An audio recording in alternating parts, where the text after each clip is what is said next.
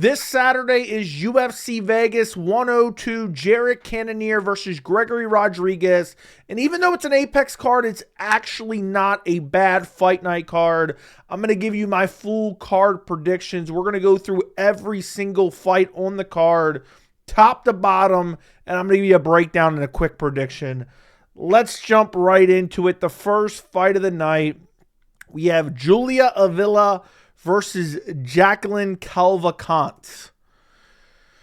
I mean, this is a pretty straightforward breakdown. Julia Avila is coming off a loss against Miesha Tate, who's about 150 years old. She looked old and slow. The wrestling was bad. The striking didn't look particularly good. And Jacqueline Cavalcanti is coming off a win over Nora Cornell, who's actually a decent fighter, not a horrible fighter.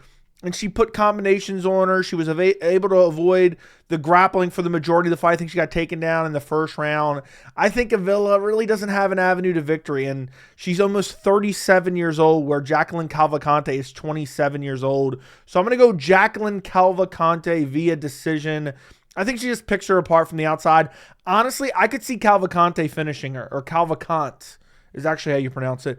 I could see her actually finishing her on the feet, like catching her with like a straight right hand, putting her down. She's way faster, more athletic, just more well-rounded overall. I see her winning a unanimous decision over Julia Avila. Next fight on the card, we have Don'Tale Mayes versus Valter Walker. What a hell of a matchup we got here. Listen, this card actually isn't bad. I'm going to be honest. This card really isn't too bad. This is an NPC heavyweight matchup, though. Let's be honest. This is a very NPC heavyweight matchup. You have Valter Walker, who in his last fight heel hooked Junior Tafa. And I remember he complained about it. He screamed his head off and then complained it was a verbal tap. Fight before that, lost to Lucas Dresky, which isn't looking good. Kind of gassed out in that fight.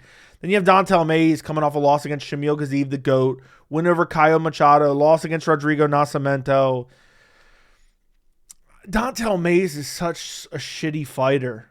He's so bad. He's just a big, I don't even know. I mean, he's 11 and 7. I don't even know how to describe Don'Tale Mayes. He has those groin strikes that he mixed in, but like he's just trading wins and losses. The only finish he has in recent memory is Andrei Arlovsky. His striking isn't particularly great. The grappling, okay, could he get Valter Walker down and control him a bit? Sure. But I think Valter Walker has more power, has more finishing ability, has better jiu-jitsu. They both have shit cardio. So it's not like Don'Tale Mayes is going to outwork him, because Don'Tale Mayes has dog shit cardio. So I'm going to pick Valter Walker to get it done. I'm actually going to pick Valter Walker to finish him via, I'm going to say he finishes him via submission. He snatched up that heel hook against Junior Tafa. I think at some point he'll end up on the ground with Don'Tale Mayes and probably sub him. Maybe catch him with a big shot, put him down. Don'Tale will just lay there instead of trying to get up. Valter Walker jumps down into his guard and ends up finding like an arm triangle. I'm going to say second round submission arm triangle win for Valter Walker. Next fight on the card. This is actually kind of a banger for an Apex prelim. I know that sounds like a bit of an exaggeration, but you guys know me. I don't try to over-exaggerate fights at all. Vince Morales versus Elijah Smith. Elijah Smith looked really good on Dana White's Contender Series. I just got done watching some fight footage of him. Looked great everywhere. I mean, striking looked really good. Grappling looked really good. Started to slow down a little bit in the third round. But to be honest, I think it's an easy pick to say Elijah Smith wins. I have to be honest, though, Vince Morales is a guy that could be one of those guys that fraud, everyone says fraud check this and fraud check that. Not that everyone's hyping up Elijah Smith, but I think could be one of those fights where Vince Morales is a lot better than people give him credit for. I know he's coming off that loss against Taylor Lapilus.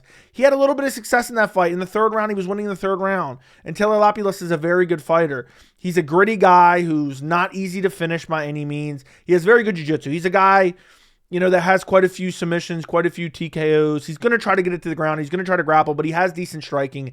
I just think at 34 years old, you're fighting a 22-year-old Elijah Smith. I mean, that's an insane 12-year youth advantage for Elijah Smith, who is super well-rounded, has good power, has good striking, has good speed.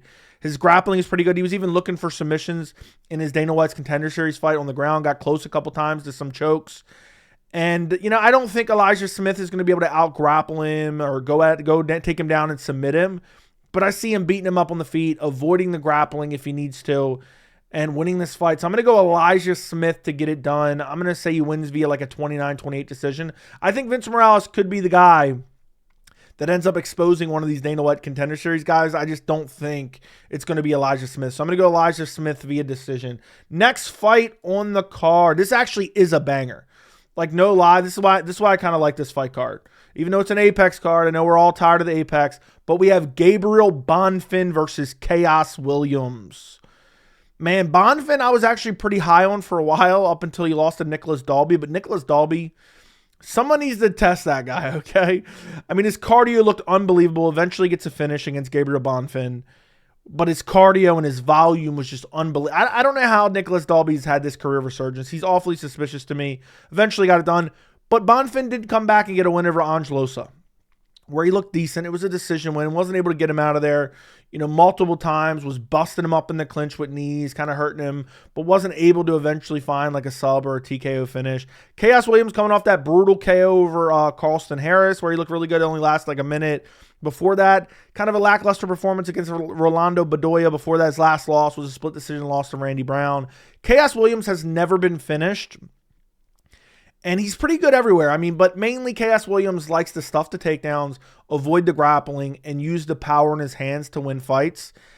And I could see Khaos Williams having the better cardio in this fight. But I think Bonfim, he went three hard rounds with Angelosa. He has really good submission ability. I almost picked Bonfim via sub, but just Khaos Williams having never been finished via TKO or submission, it's hard to pick Bonfim to sub him. But Bonfim, if he hurts you on the feet, that's typically what he does. I don't remember which fights I think it was, Trevin Giles, Munor Lazez. I think both those fights, he just snatched up subs. He's so quick at like snatching up a guillotine, or what I think again on Dana White's Contender Series, he snatched up a Von Flue choke. So he's a guy who has nasty jiu-jitsu. If they ended up on the ground early, I could see Bonfim snatching up like a dry submission in like the first minute. But I don't know it's going to get there. Khaos Williams is pretty defensively responsible. He has power in his hands that Bonfim has to respect. Williams could literally KO him as Bonfim rushes in, because Bonfim kind of rushes in over aggressively, gets a little careless, and I could see him getting exposed. But I'm going to go Bonfim to get it done. I think he'll mix in the grappling. I think, I'm not super confident that Bonfim is going to be able to go out there and take him down, but I do think he can mix in the clinch. He's really actually active in the clinch, has good knees, has good elbows in the clinch, in tight. I think he can get a takedown or two, maybe get a little bit of control, maybe threaten with a submission for a little bit. That's close, but Khaos Williams works out. And I don't think he's completely outmatched on the feet, because Khaos Williams, while he has good striking, it's mainly his hands, and he does kind of get a little bit wild. So I think either one of these guys could end up getting finished via KO, but I'm going to pick Gabriel Bonfim via decision. I think it's going to be a close competitive fight, but Bonfim gets it done. I could also see Bonfim, again, snatching up a sub. If he hurts Khaos Williams, he's immediately going to start looking for a choke, and I could see him snatching it up. But I'm going to go Bonfim via decision over Khaos Williams. Next fight on the card, we have Rafael Estevam versus Jesus Aguilar, the T-Rex. Jesus Aguilar is 5'4". Let's see what his reach is. Has a 62.5-inch reach. 69-inch reach for Rafael Estevam. That's how short Jesus Aguilar's arms are. They're both 28 years old. Undefeated for Estevam, who's coming off a win over Charles Johnson. It's been a while since that fight. Started to fade in the third round, but outside of that, out-grappled Charles Johnson, who actually has underrated grappling. Out-grappled him the first and second round before he started to slow down. This is kind of a grappler versus striker. Jesus Aguilar, nasty power in his hands, coming off. But he has submission games as well. He's got that submission win over Stewart. I forgot how to pronounce his last name in his last fight.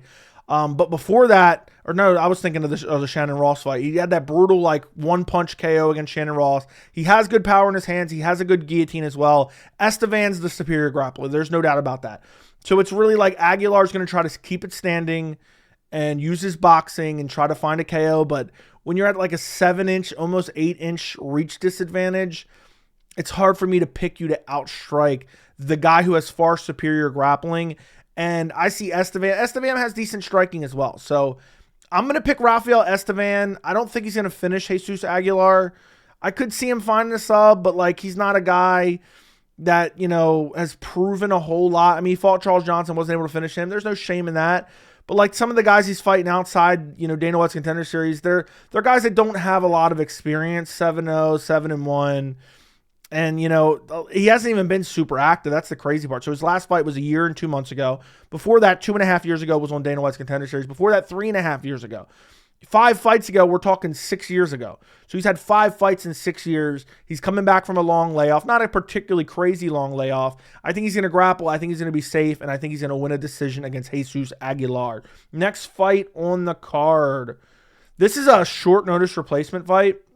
We are getting Jared Gordon versus Shahbazyan Ruziboev.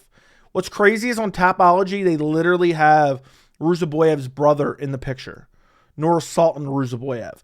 Now, I do want to mention Nursultan Ruziboev, his brother, I'm assuming it's his brother. Now, I don't even actually know.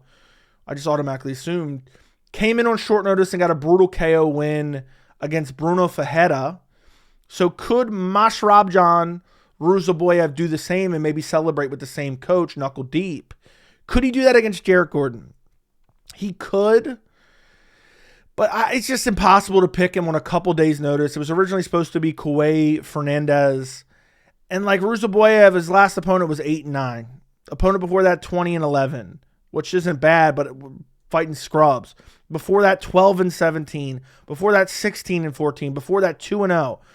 So he's got this large record. He's 20-4-1, but he's fighting a lot of scrubs with absolutely atrocious records.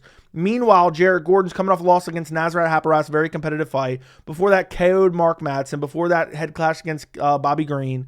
Before that, robbed against Paddy Pimblett, who's now top 15. Before that, a win over Leonardo Santos. Jared Gordon, until I see him fall off like extremely bad, I'm going to pick him in this fight. He's 36 years old, so it's not like crazy old. I know Ruziboev is much younger at 28 years old, almost 29. But Jared Gordon, very kind of well-rounded guy, has good grappling, good clinch work, good striking, decent finishing ability. And again, I know he's kind of been trading wins and losses, but very close fight with Nasrat Haqparast, so it's very good boxing. Ruziboev, I couldn't really find a lot of footage on him. I seen him get like a guillotine win. I seen him, he has finishing ability, but again, I'm going to finish a guy who's 8-9, okay, at this point. So it's hard to really get a gauge on him, and also the footage was horrible. The fights that I could find, the footage was horrible. So I'm going to pick Jared Gordon to get it done. I keep wanting to say Jared Gooden. I'm going to pick Jared Gordon to get it done. I'm going to say he wins a decision. I'm not picking a guy coming in on a couple days' notice. It's just not happening, even though his brother was able to do that against Bruno Ferreira. Next fight on the card, I believe this is opening up the main card. No, this is the featured prelim. We have Angela Hill versus Ketlen Souza. This is actually a tough fight to pick. Angela Hill just seems to always be in split decisions. I mean, it just seems like whenever she's in close, or not always in split decisions, but always close fights. And she's 40 years old. She's on the decline. She's fighting this kind of Brazilian killer in a way. Not great. But coming off a win over Yasmin Hauergy, who a lot of people were kind of hyping up. If you were hardcore, you thought, oh, Hauergy might eventually be a decent fighter. Oh, man, I've been back and forth on this fight. How can you pick a 40-year-old Angela Hill coming off a loss against Tabitha Ritchie? Before that, her most previous loss before that was against Mackenzie Dern. She beat Denise Gomes, Luana Pinheiro, kind of scrubs. Ketlen Vieira, kind of decent, good cardio. I believe she's been in 5-round fights outside the UFC. Lost to Karine Silva, no shame in that. I'm not going to pick a 50-year-old. I'm not going to pick a 40-year-old strawweight to win against a 29-year-old. I'm just not going to do it. Ketlen Souza has good grappling. It's not horrible. She has good power. She has good cardio. Angela Hill's going to have to win on volume and pace and pressure. And I'm going to pick Ketlen Souza to have the power to kind of keep her off of her, land the more damaging shots, not get taken down, maybe even land a takedown of her own. This could be a trap fight, but I'm going to pick Ketlen Souza via decision. I'm not picking Angela Hill anymore. Okay, I've been burned one too many times. I think I actually picked Ricci against her, but you get the point. I'm not picking Angela Hill, who's 40 years old. I'm going to go with Ketlen Souza via decision.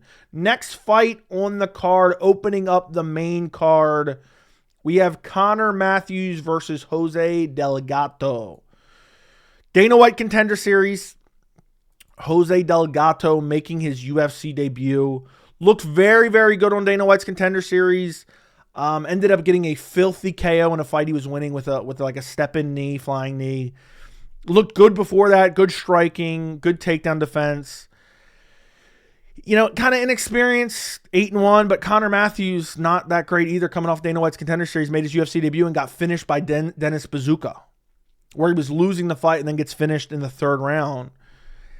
I mean, Connor Matthews is just kind of your well-rounded NPC UFC fighter who's kind of decent everywhere. It's not like, oh my God, his cardio is horrible. It's not like, oh my God, his striking is horrible. It's not like, oh man, his grappling is horrible. But he's not great anywhere either. Lost to Dennis Bazooka. Win on Dana White's Contender Series. Lost to Francis Marshall in his first Dana White Contender Series fight. 32 years old. I don't see, you know, Jose Delgado looked really, really solid. Good striking, good pressure. Wanted to go out there and find a finish. I think he beats Connor Matthews. You know, the way I was seeing Dennis Bazooka light him up, I think Jose Delgado would beat Dennis Bazooka at this point in time. Maybe I'm crazy for saying that, but Jose's striking looked really clean on Dana White's Contender Series. I know it's not the greatest level. It's the smallest sample size against Ernie Suarez, who we don't really know how good is in general, how good he is in general. So it's not that much of a sample size, but I don't see what is Connor Matthews going to do? Is he going to find a KO? Of course he could, but I just don't think, I mean, when he's winning, he's kind of winning via decision or, you know, he has some submissions. I'm going to pick Jose Delgado. I don't think Connor Matthews is going to be able to finish a guy that's at least half decent. He can finish some dudes outside the UFC. But I'm going to pick Jose Delgado to outstrike him. I haven't even decided how I'm picking this fight yet. I'm picking Delgado, but how am I picking him? You know what? Let me actually look at something real quick before I even make my official pick on this one. Because all the other ones I kind of locked in already. So let's see. Jose Delgado, of all 8 wins, all finishes. I thought that was the case, but I didn't want to speak on that. Connor Matthews, you know, he actually, I knew he had a bunch of submissions. He has 5 submission wins of 7 wins. He has 5 submission wins. I don't think he's going to take down Jose Delgado and submit him. I think he's going to get outstruck on the feet. So I am going to say, Jose Delgado second round KO. I'm going to lock it in on Tapology. I always like to go back and be able to look at my picks. So I'm going to pick Jose Delgado to get it done on the feet. Far superior striker. I don't think he'll be taken down. I think he'll have decent takedown defense. And I think he'll get it done over Connor Matthews. Second round KO. Catches him with a punch. Puts him down. Hammer fist finish. Similar to Dennis Bazooka. Next fight on the card. This main card is actually really solid. I know I've said that a couple times. I'm actually looking forward to this Apex card. It's like a quality card. You know, I know the main event isn't anything crazy, Cannonier versus Rodrigues, but the main card is actually stacked with some quality, interesting matchups. And we have Rodolfo Vieira versus Andre Petroski, who's coming off a win over Dylan Budka, who's also on this card. Up higher on this card for some reason. Also beat Josh Frem. Lost to Jacob Malkoun. Weird like hip collision where he just fell over. Lost to Michel Pereira. Not really any shame in that. Rodolfo coming off a win over Armin Petrosian, submitted him, win over Cody Bumdage. Before that, lost to Chris Curtis, got outstruck there. Kind of been inactive a bit. Rodolfo Vieira, and as I'm looking at this, I just realized I didn't move this up. I was looking at Tapology on my second window here. But we have Rodolfo Vieira, Andre Petroski. Now I have it on the screen. Rodolfo Vieira, jiu-jitsu specialist, nasty on the ground. Incredible jiu-jitsu. Petroski has good wrestling. He has good takedown defense. Doesn't have the greatest cardio. Doesn't have the greatest striking. Vieira doesn't have the best striking. I mean, Petroski definitely has the striking advantage. But listen, I think Vieira is going to find a way to clinch up, find a way to get Petroski down, even if he has to jump on his back while he's standing or duck under a big punch because Petroski gets super sloppy. I could see Rodolfo Vieira getting him to the ground early and finding a finish. I mean, you know, Petroski went to a razor-close decision against Gerald Meerschaert where he's gassed out in the third round. So even if maybe Petroski has success in the first round, I could see Vieira coming back in the second and third and finding a sub. But I'm going to pick Rodolfo Vieira. I'm going to pick him to sub him. I'm going to say second round sub. I'm going to say he gets him down, maybe the first round. Petroski lands some decent shots, maybe bust him up a little bit on the feet because he does have the striking advantage. But Vieira's going to find a takedown.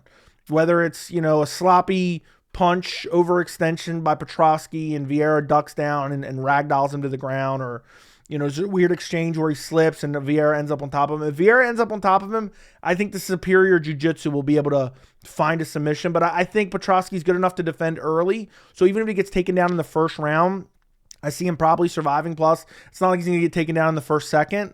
So I say he survives the first round. I'm going to say second round submission for Rodolfo Vieira. And he loves the arm triangle. So I'm going to pick arm triangle. Second round arm triangle for Rodolfo Vieira on the main card. Next fight on the card, we have Ismael Bonfim.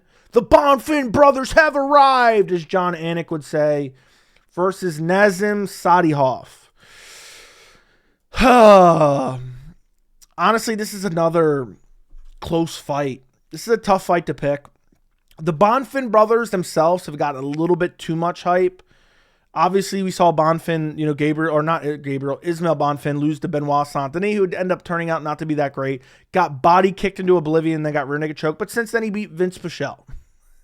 So that's not really confidence inspiring. And before that, he beat Terrence McKinney.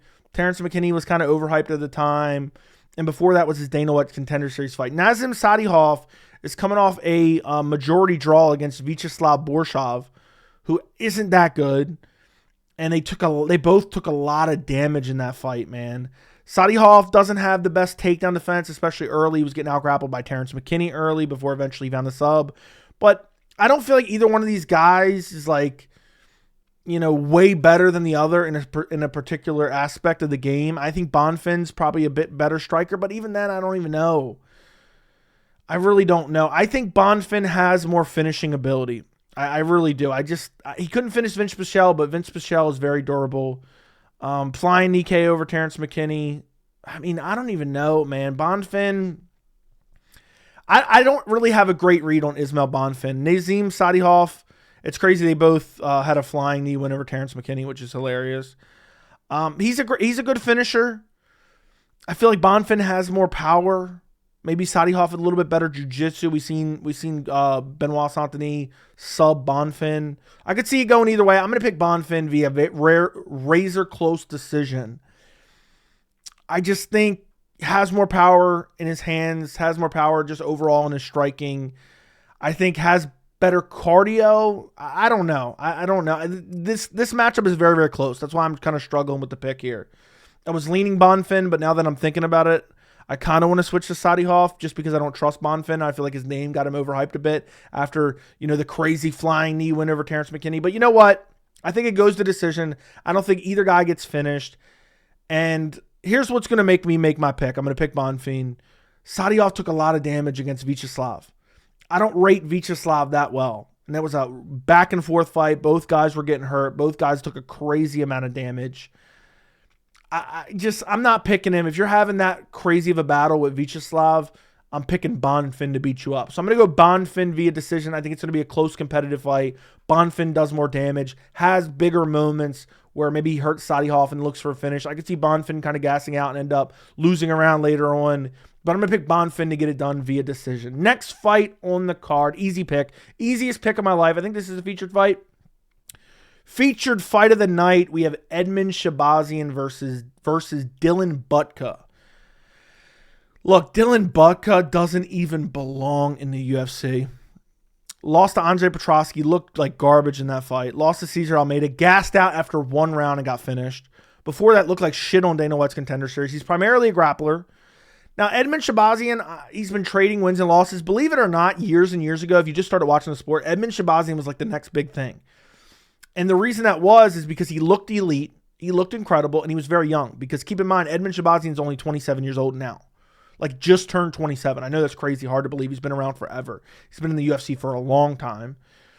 But he's taken so much damage. Lost to Gerald Meerschaert in his last fight.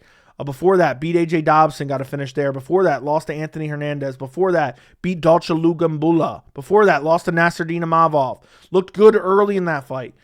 Shahbazyan fades, and that's when he loses. He's a very crisp striker. He has very good kicks. He has very good boxing overall. He's very accurate, has decent fight IQ. Footwork isn't great. and he doesn't really show his jiu-jitsu all that much or his grappling all that much.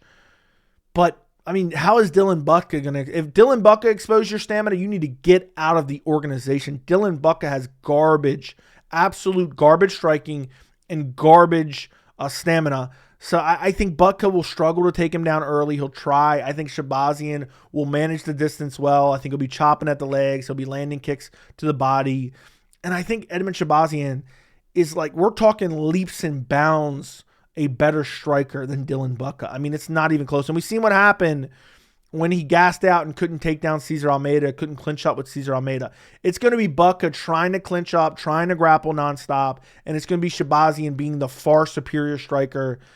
I'm going to say Shahbazyan's a little bit conservative early just because he's worried about the takedown early. He doesn't want to get taken down and controlled early while Budka's fresh. But by the end of the first round, he's going to start finding his groove on the feet. Second round, he's going to KO him. I'm picking Edmund Shahbazyan. I'm going to say second round head kick KO. I'm trying to think. Years ago, who did he head kick KO? I was there live for it. I'm trying to remember what fight it was. It was Brad Tavares at UFC 244. I'm going to pick him to get a nasty head kick KO over Dylan Budka in the second round and get a finish. Next fight on the card, the co-main event, we have Calvin Kattar versus Youssef Zalal.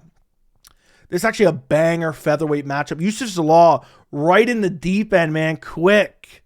And he's on Tapology, he's negative 400 favorite. That's insane. That goes to show how good Youssef Zalal is. I picked him in all his fights since he returned to the UFC. I picked him against Billy Q. That was only 10 months ago. Came in on short notice, I believe. Picked him against Jarno Aarons. Picked him against Jack Shore. All three of those fights he won via finish. He has nasty jiu-jitsu. He has very good salvageable striking. Dave Elliott Taporia, arguably his toughest fight. I know you don't want to elevate a guy off a loss, but that was a while ago. And that Youssef Zalal is only 28 years old. Calvin Kattar's 36 on a 3-fight losing streak. Lost 4 out of his last 5. Lost to Aljamain Sterling, got ragdolled in that fight. Lost to Arnold Allen, got injured in that fight. Lost to Josh Emmett. That was a close fight. His last wins against Giga Chikadze was losing early, but then came back as Chikadze faded, and then lost to Max Holloway before that. I think that beating against Max Holloway altered Calvin Kattar's career. And the way I see this fight is, okay, Calvin Kattar has good boxing. Youssef Zalal has pretty good boxing as well, and he's going to mix in the kicks a lot more. And Kattar kind of is a one-trick pony. He really only boxes. And I think Zalal is going to mix in the grappling as well. And I know Kattar has decent takedown defense, but it's nothing crazy great, and it really hasn't been tested that much throughout his UFC career. So I think Zalal can get him to the ground and maybe work a submission as well. I think Zalal is very, very good. I think he's a future ranked guy, which, by the way, again, I got to look this up right now. I'm a little bit ill-prepared here. I want to see where Calvin Kattar, I believe Calvin Kattar is still ranked, right? Let me take a look real quick. This is a massive fight for Youssef Zalal to be unsigned 10 months ago and now fighting the number 10 guy in the featherweight division. I think he deserves it. I think Zalal can beat a lot of these guys. I think he's a potential future title challenger, as crazy as that sounds. I'm getting a little bit ahead of myself. But I think he's super well-rounded. I think he's good everywhere, and I think he beats Calvin Kattar. Calvin Kattar, not particularly easy to finish. The Max Holloway fight goes to decision. The Arnold Allen fight was only stopped because he had a knee injury. We really didn't get to see that fight play out. So could Zalal get a sub? If I was going to pick Zalal to get a finish, I would pick him via sub. But I think Youssef Zalal wins this fight. He was at the Kentucky State Fair. A lot of people don't realize, especially when you're as young as Zalal, getting cut by the UFC is actually pretty good when you're in your early 20s, because you can go beat up dudes at the Kentucky State Fair. You can hone in your skills and then come back to the UFC as a more complete product. And I think that's what Youssef Zalal has done, where guys like Shahbazyan, who was just in the fight I was just talking about prior to this, the featured fight, they just sit in the UFC in their early 20s and they win some fights and look impressive, but then they take a lot of damage in other fights. And it kind of hurts their career, where Zalal went outside, didn't take any damage, was outside the UFC, Kentucky State Fair, funnel cake, fighting for a funnel cake at $350. And now he comes back and he's beating up, decent opponents, beat up Billy Q, beat up Jarno Aarons, not that great, and beat up Jack Shore, who I believe now retired. So I'm going to pick Youssef Zalal to get it done. I'm going to say a decision, a pretty comfortable decision. I think it'll be more competitive than Zalal's last few fights, but I'm still going to pick him to win. Worst case scenario, I think it'll be a 29-28, but I'm going to say Youssef Zalal 30-27, mixes in the grappling, is able to control him. Maybe a couple moments where he gets close to a sub, but I'm going to pick Zalal to get it done in the co-main event via decision. Next fight on the card, the main event, The fight you guys all care about, I'm going to say Jarno. Jared Cannonier versus Gregory Rodrigues. I think this is a tricky fight to predict. Very, very tricky fight to predict. Because Jared Cannonier, 40 years old, going on 41, lost to Caio Borralho, lost to Nasruddin Imavov, took a lot of damage in both of them. Should have been finished in the Caio Borralho fight. I don't know how that got the decision. But, I mean, he's fighting Gregory Rodrigues, who, okay, he beat Christian Leroy Duncan. He beat Brad Tavares. He beat Dennis Tululin. He lost to Bruno Ferreira on short notice. This is Gregory Rodrigues' toughest test of his entire career. And Cannonier's really good everywhere. I mean, he has good power. He has good leg kicks. He has good takedown defense. He has good grappling overall. Gregory Rodrigues definitely has the BJJ advantage. Also, Gregory Rodrigues leaves himself open on the feet, and Cannonier is definitely the superior striker. I would say Rodrigues probably has more power, but you're talking about a Jared Cannonier who used to fight at heavyweight, literal heavyweight. But what this fight comes down to for me is Jared's been very active. He fought 5 months ago against Caio Borralho. Literally looked like a dead body in that fight. I'll never forget the camera angle looking down over his body where he just looked like he was deceased. Fight before that, took a lot of damage against Nasruddin Imavov. People didn't like the stoppage. I thought he was done for regardless. His last win's Marvin Vettori. Got hurt in that fight even early. People forget about that.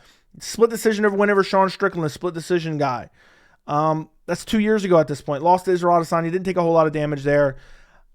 Rodrigues, I'm not like super confident that he's the elite of the elite, but he has good power. He's an absolute savage. Never forget that cut he had on his in between his eyes, right on his eyebrow. I believe that was against Chidi and Jaquani where it happened. I think it was a knee that caused that. He does leave himself open. He could get countered and KO'd by Jared Cannonier. But I think Rodrigues knows this is a big opportunity. I think he's going to try to grapple. I think he's going to try to take Jared Cannonier down. Gregory Rodrigues, very strong on top, very good jiu-jitsu, very good submission skills. I think he'll mix that in, and I think he has more power too. So I'm going to pick Gregory Rodrigues. I think Cannonier's chin is gone. I think he's took too much damage. I see Gregory Rodrigues getting like a first-round KO. It could be on the feet.